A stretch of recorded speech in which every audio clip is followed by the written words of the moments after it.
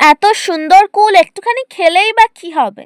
এই না, ওদিকে তাকাস না, আজ সরস্বতী পূজা, কুল খাওয়া বারণ। কেন মা, কুলে কি আলাদা কোনো ভাব ঢোকানো আছে নাকি বেশি আজ? কথা না, ছোটবেলা থেকে দেখে আসছিস, আজ কুল না। দিদি চুপ কর, দেবীর সামনে ঝগড়া করতে নেই। আরে আমি কি দেবীর সাথে ঝগড়া করছি নাকি? আমি তো শুধু কুলের সাথে কথা বলছি। মুখ সামলে কথা বল, সকাল সকাল মাথা গরম করাস না। তাহলে এত কুল এনে সাজিয়ে রেখেছো কেন মা? শুধু আমাকে লোভ দেখানোর জন্য? পুজোর প্রসাদ বলে এনেছি, সবকিছু একটা নিয়ম আছে। মা মা, আমি কি একটু কু খাবো? আমি তো পলাতনা করি না।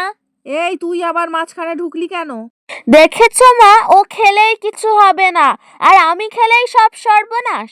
দিদি বলো বলেই তো নিয়ম মানতে হবে। বড় হলে শুধু বারুন আর বারুন, ছোটদের জন্য সব ফ্রি। বেশি বাড়াবাড়ি করিস না, আগে অঞ্জলি দে, তারপরে যা বলার বলিস। ঠিক আছে, আজ কুল ছাড়, কিন্তু কাল আমি এটাই অর্ধেক থালা খাবো। হি, আমিও খাবো। হি। দুজনে চুপ। আজ আগে পুজোটা হোক শান্তিতে, তারপরে দুজনা ঝামেলা করিস।